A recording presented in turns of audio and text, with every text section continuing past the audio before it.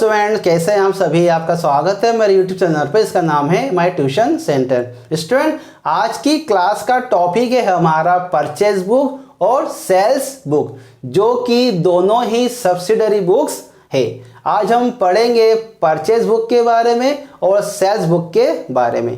इसके साथ में ही हम उसका आज फॉर्मेट भी समझने वाले हैं कि उसका फॉर्मेट क्या है और उसमें किस तरह से रिकॉर्ड रखा जाता है। तो आज की क्लास काफ़ी इम्पोर्टेंट है आपके लिए। तो शुरू कर रहे हैं आज की क्लास। यहाँ पर सबसे पहली हमारी बुक का नाम है परचेज बुक।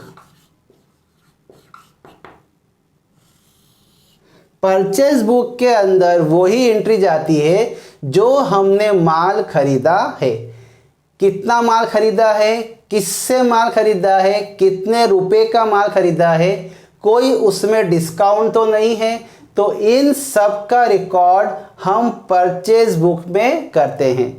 इसका मतलब ये हुआ कि जो भी हमने माल खरीदा है, उधार में माल खरीदा है, तो उन सब की एंट्री हमें परचेज बुक में करना होगी।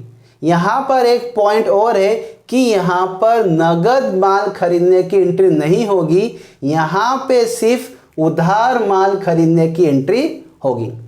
परचेज बुक के अंदर हमने किससे माल खरीदा है, कितने रुपए का माल खरीदा है, कितने बॉक्स या कितने पीस हमने खरीदे हैं और हमें कोई डिस्काउंट की इंफॉर्मेशन तो नहीं है, उन सब का रिकॉर्ड हमें परचेज बुक के अंदर करना होता है। सेकेंड बुक है हमारी सेल्स बुक।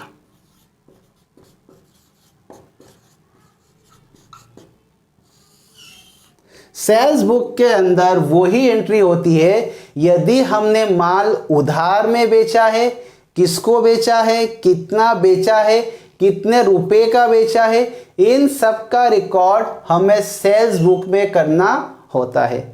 यहाँ पर भी हमें सिर्फ उधार माल की ही एंट्री करना है, उधार माल बेचने की। नगद माल बेचने की एंट्री यहाँ पर नहीं होगी, सिर्फ उधार की एंट्री होगी।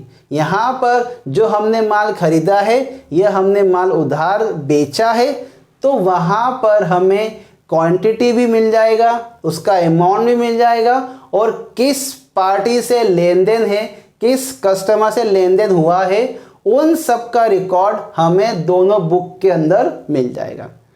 अब इसका फॉर्मेट हमें समझना है। परचेज बुक का फॉर्मेट और सेल्स बुक का फॉर्मेट दोनों का एक जैसा ही है और एक ही है। तो यहाँ पर हम फॉर्मेट समझते हैं।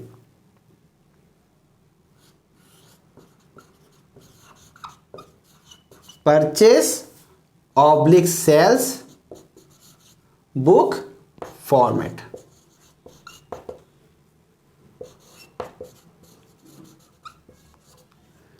यहां पर सबसे पहले आएगा डेट का कॉलम कि किस डेट को हमने माल खरीदा है या हमने माल बेचा है। यहां पर हमें वो डेट मेंशन करना होगी। सेकेंड हमारा जो कॉलम होगा वो होगा हमारा पर्टिकुलर।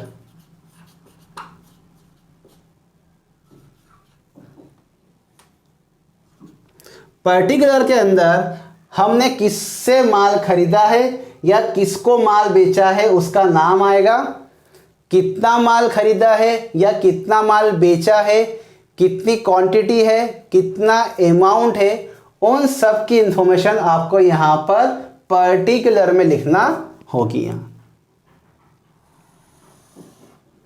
इसके बाद हमारा आएगा इनवॉइस नंबर, मतलब बिल नंबर।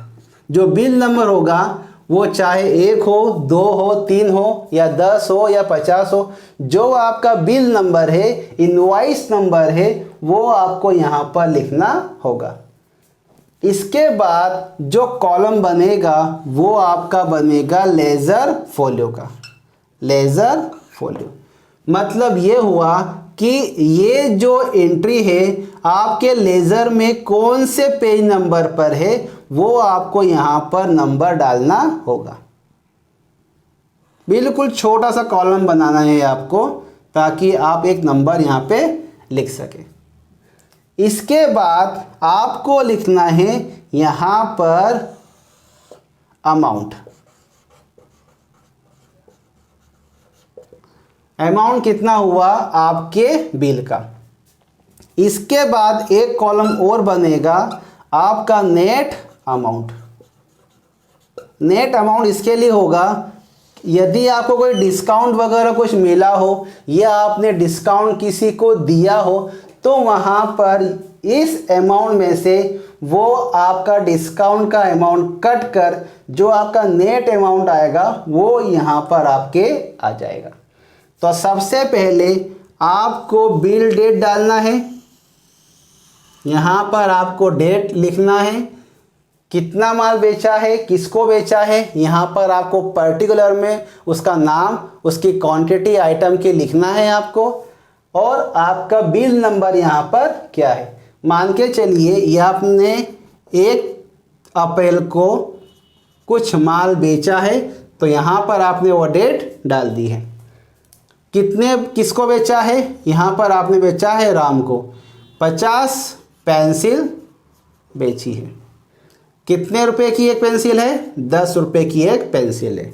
यहाँ पर आपने पर्टिकुलर में आपने यहाँ पर राम का नाम लिख दिया, और यहाँ पर आपने 50 पेंसिल बेची है 10 रुपए की एक।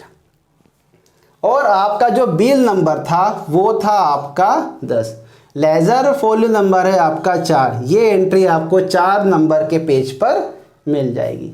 यहाँ पर आपने माल बेचा है राम को 50 पेंसिल और 10 रुपए की एक पेंसिल है, तो आपका जो अमाउंट हो गया है वो आपका 500 रुपये हो गया है।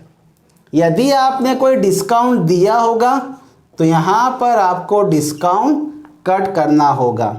मान के चलिए यदि आपने 50 रुपये डिस्काउंट दिया है तो आपका नेट अमाउंट आ जाएगा आपका 450 रुपये। मतलब डिस्काउंट काटने के बाद आपका अमाउंट हुआ 450 रुपये और आपका नेट अमाउंट आ गया बाहर 450 रुपये।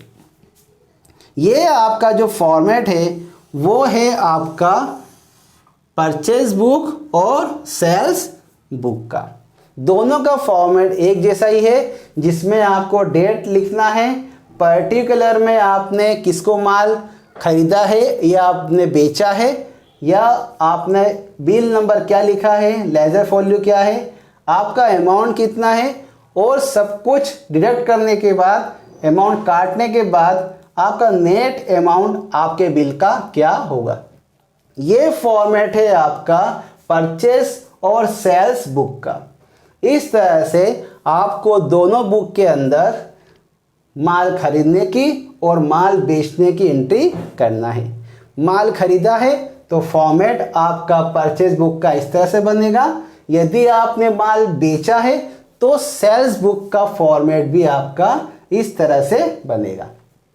डेट आ जाएगी बिल की, पर्टिकुलर आपने किससे माल खरीदा है या किसको माल बेचा है, आपको यहाँ पे इंफॉर्मेशन यहाँ पे नोट करना है। बिल नंबर क्या था आपका, जो आपने बिल बनाया था उसका बिल क्या है, आपका लेज़र फोल्यो नंबर क्या है, जिस पेज पर आपने इसकी एंट्री करी है उसका नंबर क्या है, और आपका अमाउंट कितना है बिल का। यदि कोई डिस्काउंट है तो काटने के बाद आपका नेट अमाउंट बाहर आ जाएगा। ये था हमारा परचेज बुक और सेल्स बुक का फॉर्मेट। स्टूडेंट, जैसा कि आप सभी जानते हैं हम सब्सिडरी बुक चैप्टर चालू कर चुके हैं और हम उसका मीनिंग भी समझ चुके हैं। तो आज हमने सब्सिडरी बुक में से परचेज बुक और सेल्स बुक, जो कि दोनों ही एक सब्सिडरी बुक से हम समझ चुके हैं। आई होप आपको वीडियो अच्छा लगा होगा, आपको समझ में आया होगा। यहाँ पर एक बात ध्यान रखिएगा कि यहाँ पर परचेज बुक और सेल्स बुक में जो एंट्री होती है सिर्फ उधार की एंट्री होगी। यदि आपने माल उधार में खरीदा है तो ही आपको यहाँ पर उसकी एंट्री करना है। यदि आपने माल बेचा है तो वहाँ पर सिर्फ उधार में माल बेचने की ही एंट्री यहाँ पर आपको करना है। फॉर्मेट आपका ये वाला रहेगा, जिसमें आपका date, particular, invoice number, ledger folio number, amount और आपका नेट अमाउंट, ये फॉर्मेट है आपका परचेज बुक का और सेल्स बुक का। आई होप आपको ये वीडियो समझ में आया होगा। आज की क्लास में जो टॉपिक है आपको समझ में आया होगा। यदि वीडियो अच्छा लगा है, आपको समझ में आया है, तो प्लीज़ मेरे वीडियो को लाइक कीजिए, मेरे वीडियो को शेयर कीजिए और मेरे चैनल को सब्सक्राइब कीजिएगा। Thank you.